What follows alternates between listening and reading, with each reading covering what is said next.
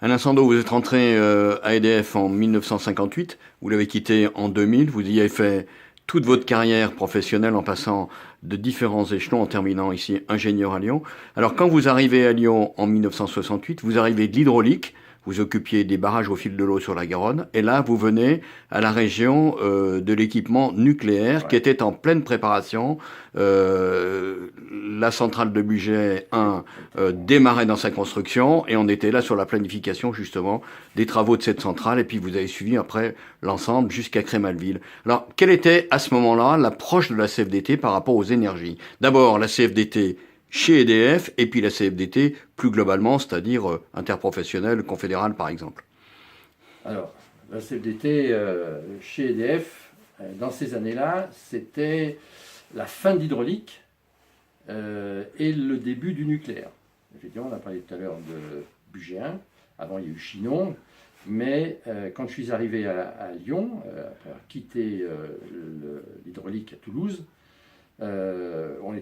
c'était même la fin de Bugey 1 et on démarrait Bugey 2, Bugey 3 et ensuite Bugey 4, Bugey 5.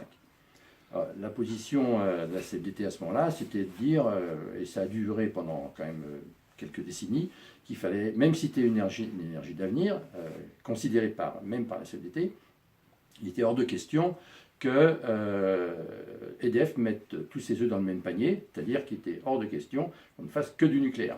Donc, contrairement à ce qu'on peut penser, la CFDT n'était pas contre le nucléaire en tant que tel, mais Non, contre peut-être le tout nucléaire. voilà, elle était contre le tout nucléaire, mais n'était pas contre le nucléaire, puisque le nucléaire pouvait être considéré comme une source d'avenir, mais ne voulant pas mettre tous les deux dans le même panier pour des raisons de disponibilité, d'énergie, etc., et de contraintes, d'une part, et d'autre part, malgré ce que pouvaient dire les pouvoirs publics et les directions d'EDF, comme quoi le nucléaire permettait l'indépendance énergétique, la CFDT a toujours dit que l'indépendance énergétique, c'est pas possible dans la mesure où l'uranium, par exemple, provenait d'Afrique ou d'ailleurs. Et donc, c'était une deuxième raison pour laquelle elle n'était pas pour le tout nucléaire.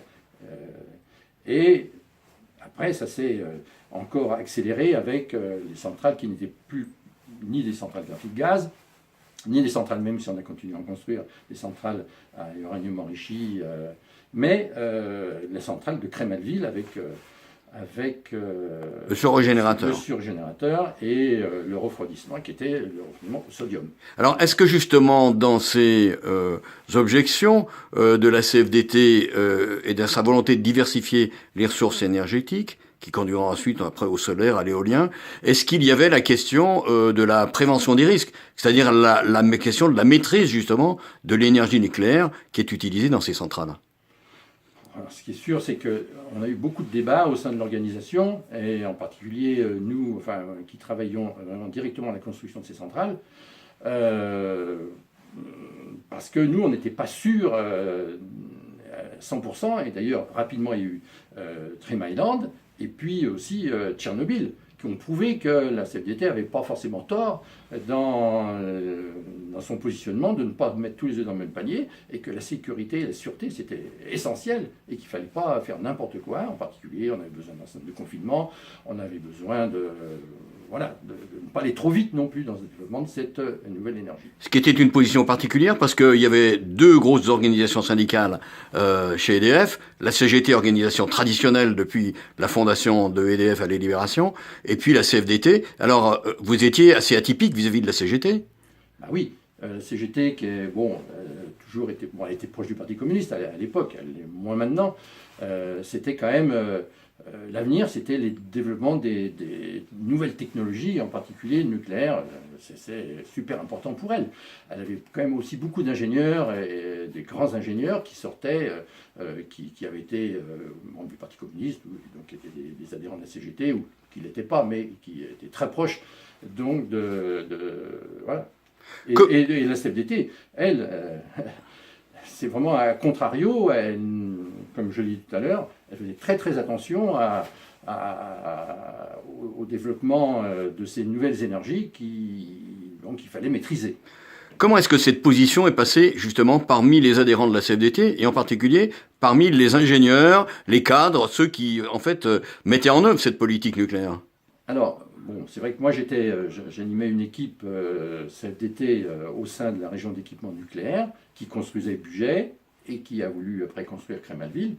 Et c'est vrai que ces ingénieurs, bon, par définition, sont des techniciens.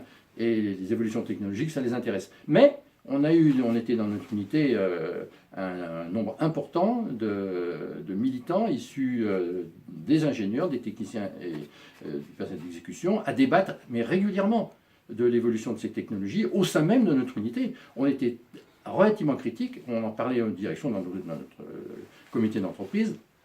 Et je crois que ça avait fini par faire prendre conscience que c'était bien d'avoir des nouvelles technologies, d'évoluer, mais qu'il fallait maîtriser tout ça. Et malgré une CGT forte, eh bien, c'est nous qui l'avons emporté par ces débats, et les gens finissaient par être compréhensifs et ont cru au positionnement de la CFDT contre le tout nucléaire. La preuve, c'est que la CFDT est devenue majoritaire dans notre unité, à l'équipement qui construisait ces centrales.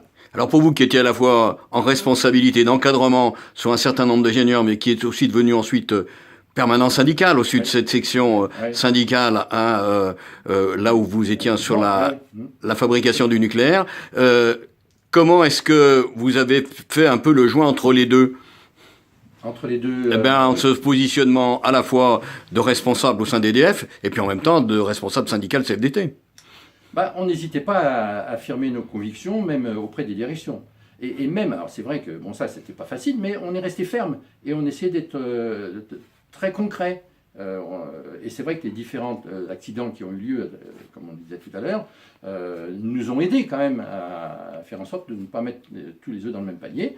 Et c'est vrai que la CGT était de plus en plus en situation difficile sur ces problèmes-là. La preuve, c'est que avec l'évolution, aujourd'hui, on s'aperçoit que même la CGT n'est plus pour le tout nucléaire, et elle est vraiment pour la diversification aussi. Comme quoi, le débat est toujours enrichissant et ça a été positif.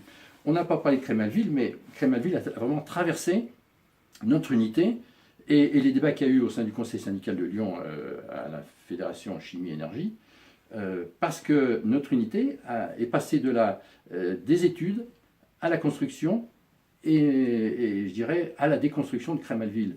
Et il y a des ingénieurs qui ont fait toute leur carrière sur Cremalville. Mais pour eux, d'ailleurs, ça a été très grave. Pourquoi on a été contre Cremalville ?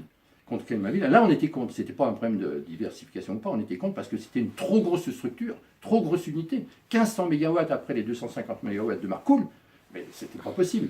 Et la preuve, c'est qu'on n'a jamais réussi à faire fonctionner Cremalville. Et c'est pour ça qu'avec le temps, il a fallu décider de déconstruire, d'arrêter et de déconstruire, parce qu'elle avait commencé à fonctionner, mais fonctionnait mal.